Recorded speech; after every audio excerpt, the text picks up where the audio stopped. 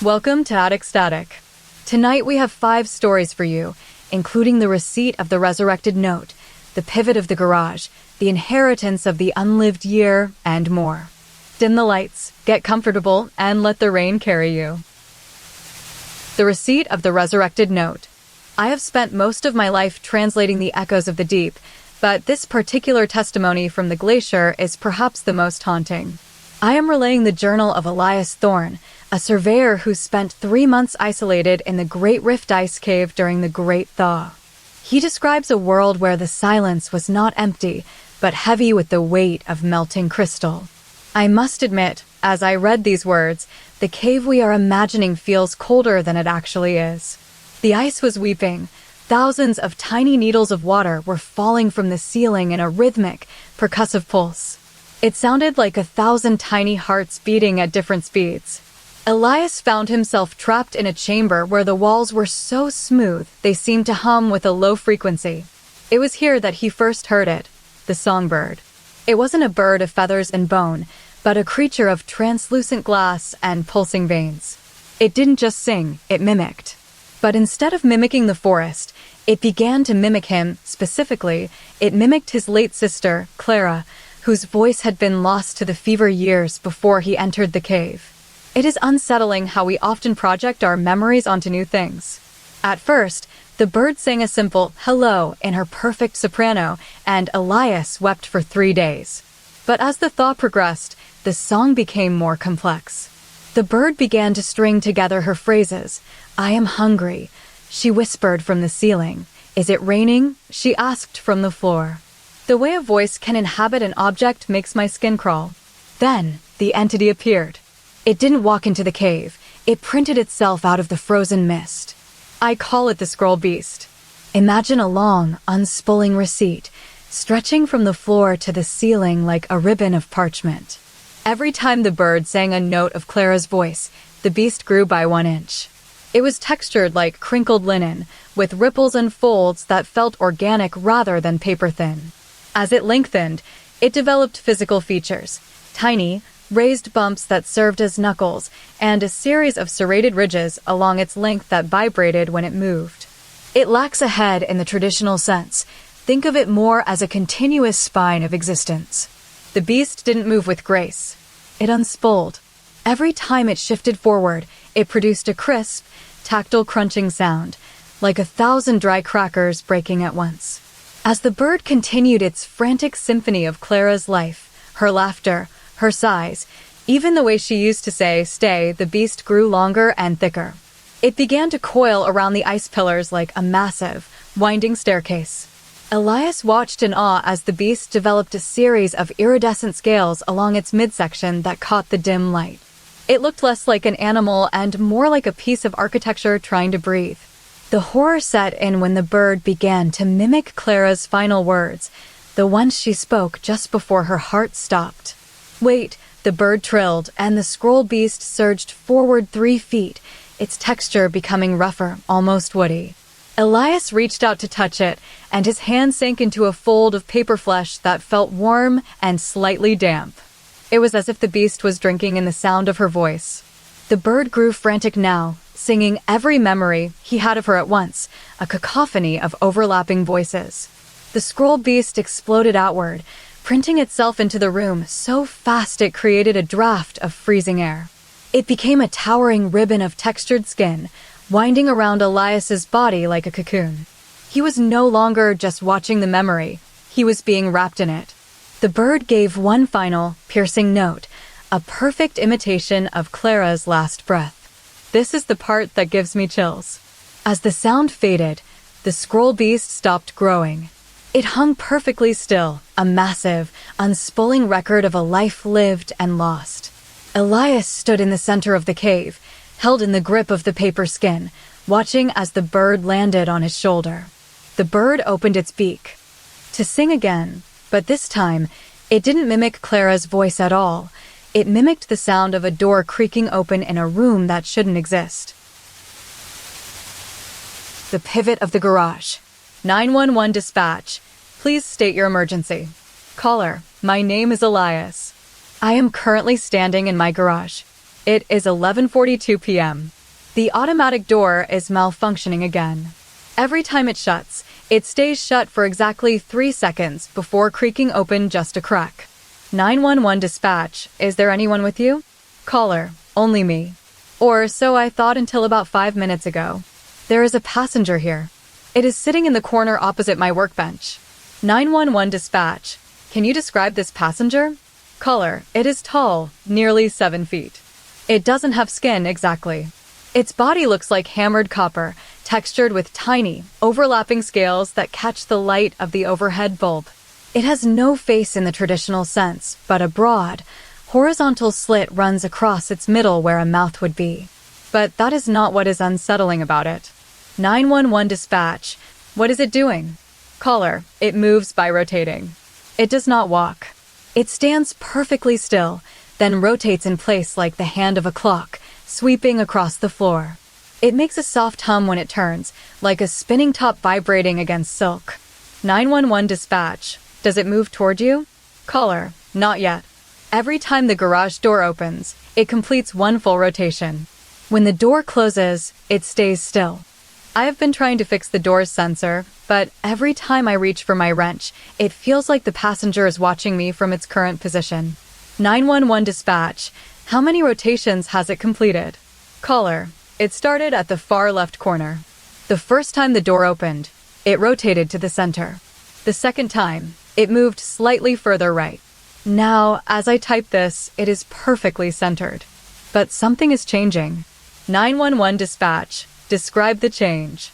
Caller, the hum is getting louder. It is no longer a smooth vibration. It sounds like grinding gears. And its copper scales are starting to glow with a dull, amber heat. When the door opened just now, the passenger didn't just rotate, it pulsed. A ripple moved through its metallic body from the center out to the edges.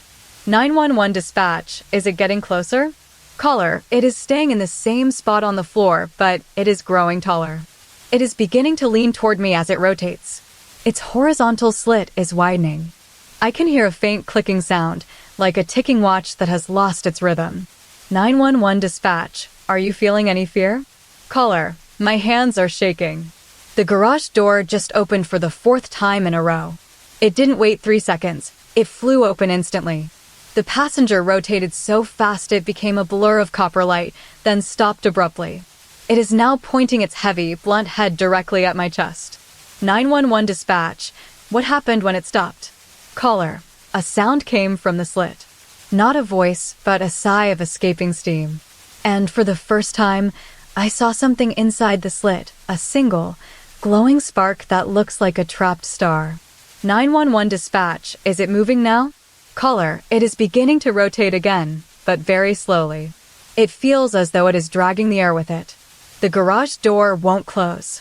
I tried to push it, but it remains stubbornly open, revealing the dark driveway outside. 911 dispatch, what do you see now? Caller, it has completed 3 rotations since my last text.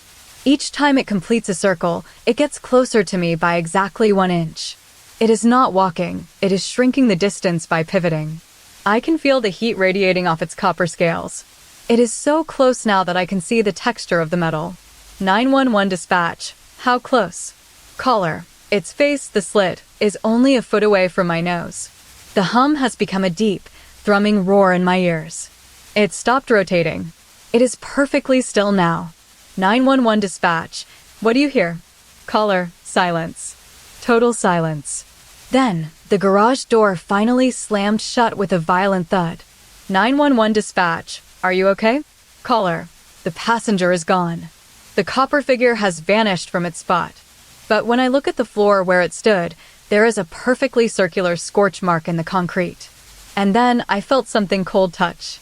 My shoulder. 911 dispatch, what did you feel? Caller, a heavy, metallic weight. I can't see it anymore, but I can hear its hum coming from right behind my ear. It isn't in the garage with me. It is standing directly behind my chair, waiting for me to turn around. The inheritance of the unlived year. I wish I hadn't been the one to open it. That is what your nephew, Elias, whispered as he stood over my shoulder before his hands began to tremble. He held the heavy vellum envelope, sealed with a wax stamp shaped like a weeping eye. It was better left closed, he murmured, but the curiosity of the living always outweighs the caution of the dead. I took it from him, and as I broke the seal, your voice seemed to pour out into the room, not as a ghost, but as a deliberate record of a life lived in fragments. You didn't leave me gold or land. You left me a stack of photographs, each one tucked into a silk sleeve. I remember the first time I saw them. They were scattered across your mahogany desk like fallen memories. There were dozens of them, vibrant, sharp images of a jagged coastline, a forest of copper-colored trees, and a village with houses made of smooth white stone. The problem was that we had never been there. We had spent our lives in the suburbs, where the grass was trimmed and the air was still. Yet, here were photos of a journey I was certain you hadn't taken. I remember looking at one of you standing on a cliffside, your hair whipping in a gale that never blew in our backyard. But as the weeks passed, the photographs began to change. It started with the first image, the copper forest.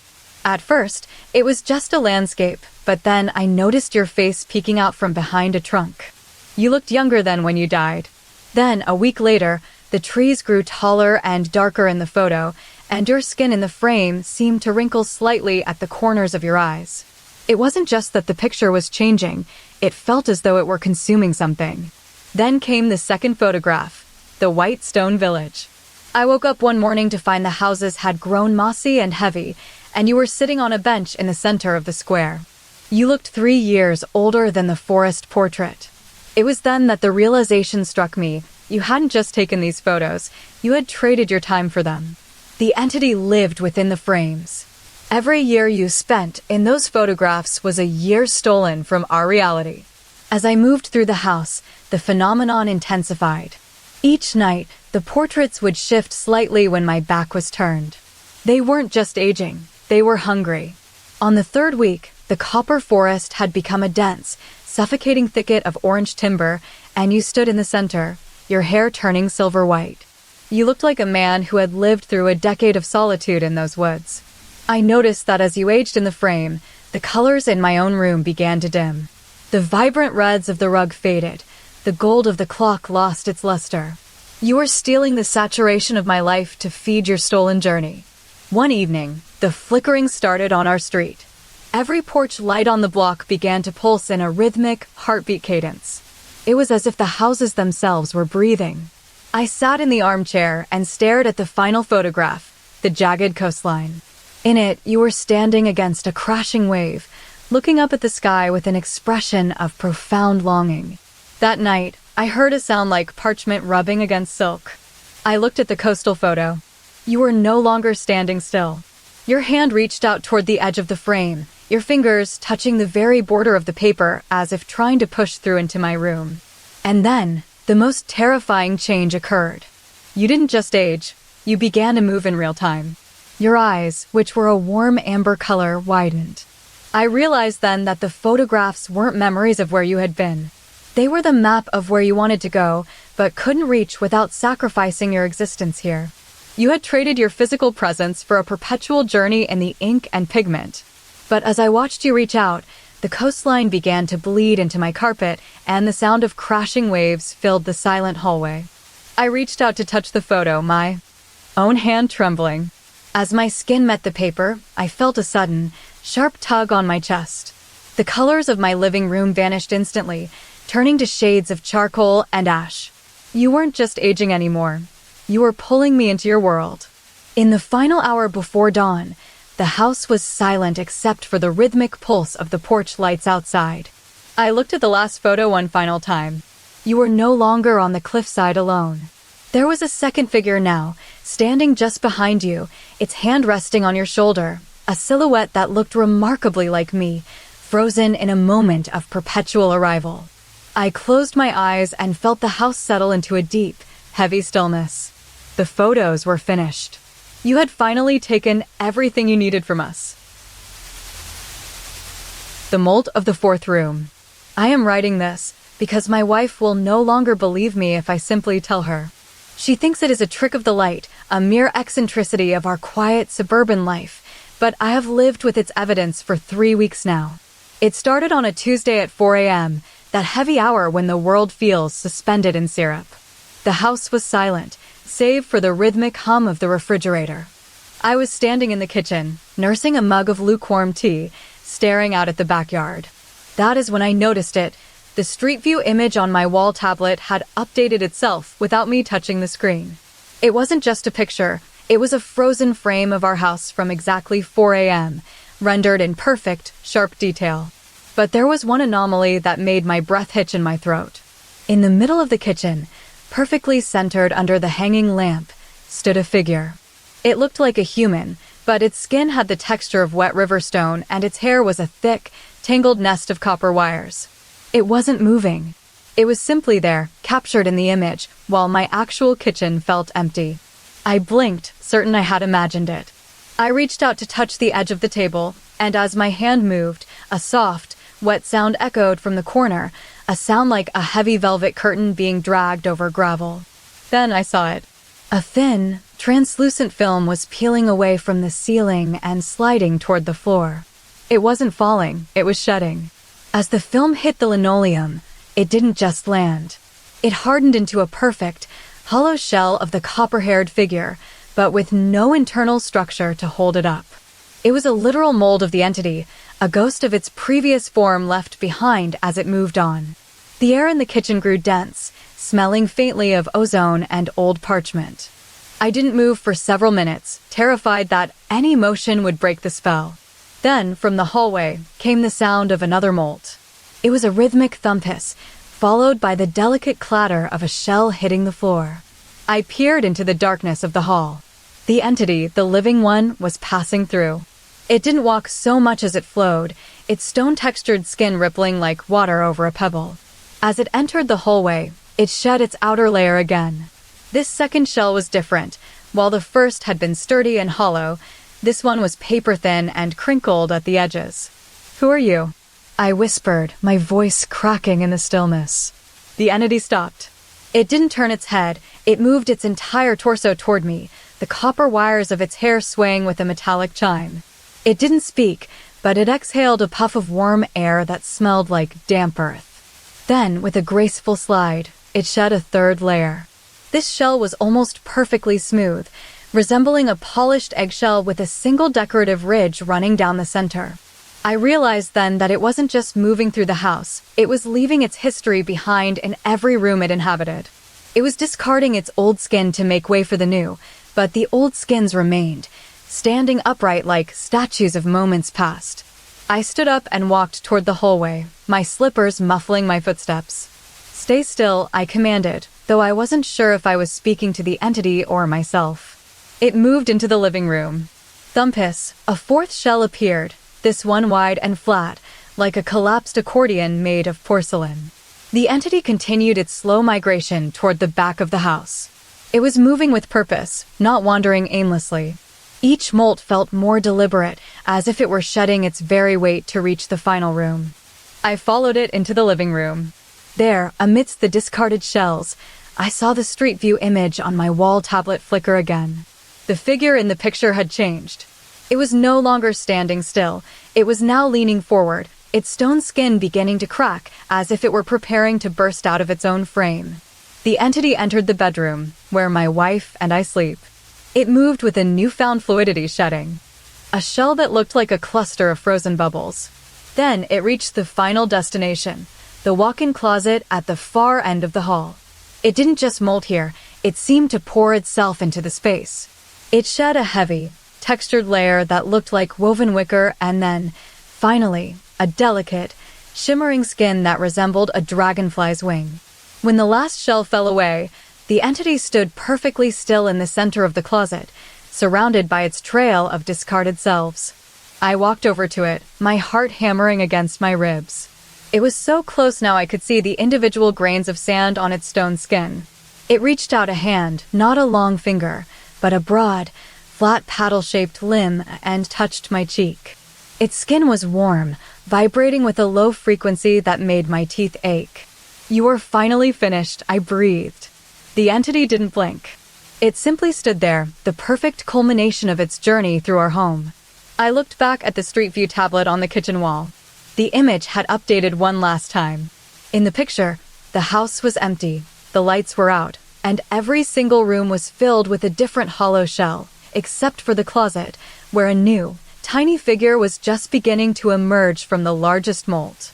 I walked back to the kitchen to pour the last of my tea, but as I sat down, I noticed something that made the hair on my neck stand up.